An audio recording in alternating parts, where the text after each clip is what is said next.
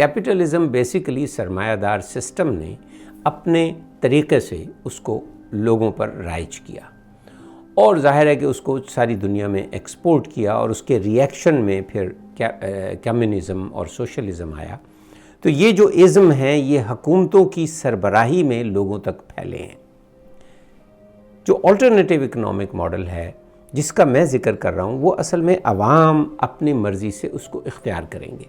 तो फ़र्ज़ कर लीजिए कि एक शहर में 10 लाख लोग हैं और उनमें से 1000 लोग ऐसे हैं, उन्होंने सोचा है कि हमने अल्टरनेटिव इकोनॉमिक मॉडल को इख्तियार करना है।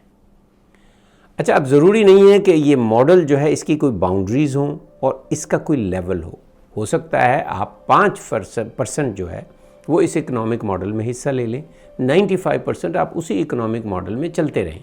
हो सकता है आप 50% कर लें, हो सकता है आप 100% इस इकोनॉमिक मॉडल में रह रहे हों।